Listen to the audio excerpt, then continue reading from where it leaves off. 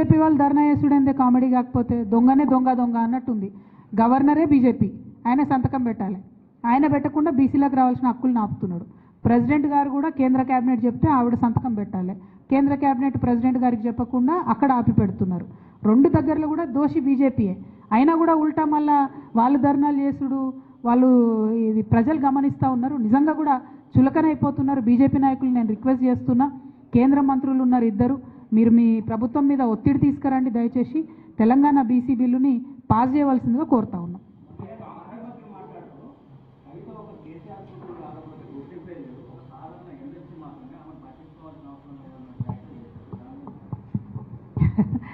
ఇప్పుడు ఇక ఏం చెప్పాలన్నా నీకు నా బాధ. నేనేమంటున్నా అంటే, అనుచితమైనటువంటి వ్యాఖ్యలు ఒక ఇంటి ఆడబిడ్డగా నా మీద చేస్తే యావత్ తెలంగాణ బాధపడి అనేక మంది ఎక్కడికక్కడ డైరెక్ట్గా రియాక్ట్ అయినారు.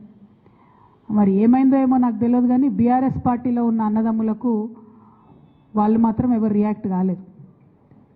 ఎందుకు కాలేదు అన్నటువంటి విషయం ఒకటి ఆలోచించాలి. రెండు, మీ అందరికీ తెలుసు, నేను ఎప్పుడు కూడా నిర్దిష్టమైన సమాచారం లేకుండా మాట్లాడను. ఇవాళ నేను చాలా నిర్దిష్టమైన సమాచారంతో చెప్తున్నా. ఆ వ్యాఖ్యల వెనుక ఒక బీఆర్ఎస్ పెద్ద నాయకుడి హస్తం ఉన్నది.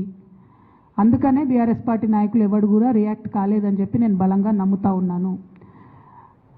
ఆ కుట్రలు చేసిన పెద్ద నాయకులు ఏమనుకుంటున్నారంటే, నా దగ్గర ఎవరో 10 మందిని పెట్టి నా దగ్గర జరిగే అంశాల సమాచారం ఎప్పటికప్పుడు తీసుకుంటున్నామని చావు తెలివితేటలు ప్రదర్శిస్తున్నారు.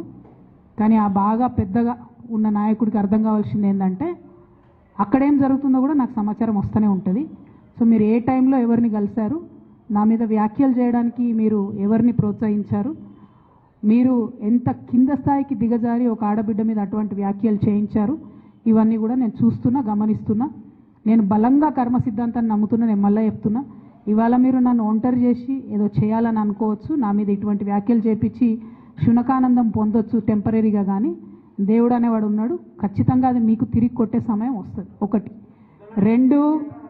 రెండు ఒక లిల్లీపుట్ నాయకుడు, నల్గొండలో బీఆర్ఎస్ పార్టీని నాశనం చేసిన ఒక లిల్లీపుట్ నాయకుడు ఆమెవరు ఈమెవరు అని మా గురించి మాట్లాడుతూ ఉన్నారంటే, మరి ఆయనకు ప్రోత్సాహం ఇస్తున్నది ఎవరో కూడా ప్రజలు ఆలోచించుకోవాలి. ఇవాళ నల్గొండ జిల్లాలో ఒక సీటు కూడా రాలే. ఆయన సీటు సావు తప్పి కన్నులొట్టవైన చందంగా చివరి నిమిషంలో అనుకోకుండా గెలిచినటువంటి సీటు.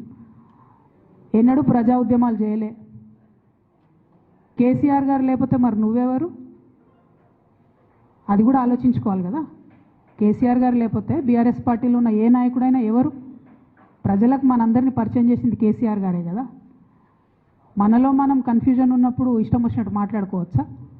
ఈ లిల్లీపుట్ నాయకుడు మాట్లాడంగానే ఇంకో చిన్న పిల్లగాడు నిన్నగాక మొన్న మా పార్టీలోకి వచ్చిన వాళ్ళు కూడా ఎటుపడతట్టు మాట్లాడు.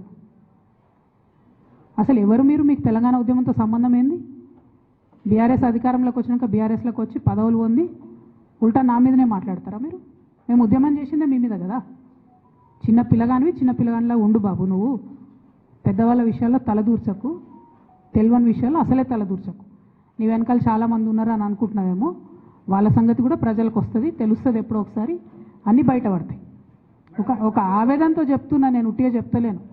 రాజకీయం చేయొచ్చు, కానీ ఇంత నీచంగా ఒక ఇంటి ఆడబిడ్డ మీద ఇటువంటి మాటలు మీరే అనిపించి స్పందించకుండా ఉంటారా? తెలంగాణ ప్రజలు ఊరుకోరు, నేను చెప్తున్నా.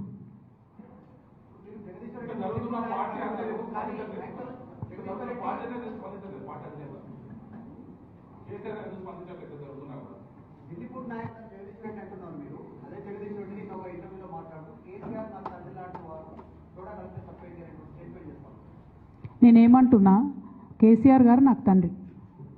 వారికి నేను అంతరంగికంగా రాసినటువంటి ఉత్తరాన్ని బయటపెట్టి మొత్తం పార్టీలో జరుగుతున్న అంశాలన్నీ బహిర్గతం చేసింది ఎవరు? ఇయాల ఆ అంశాలన్నీ బహిర్గతం చేసి నన్ను మాట్లాడడానికి ఫోర్స్ చేసి ఇప్పుడు మళ్ళీ దాని చుట్టూ ఇట్లాంటి డ్రామాలు ఆడుతున్నటువంటి వాళ్ళు ఎవరు?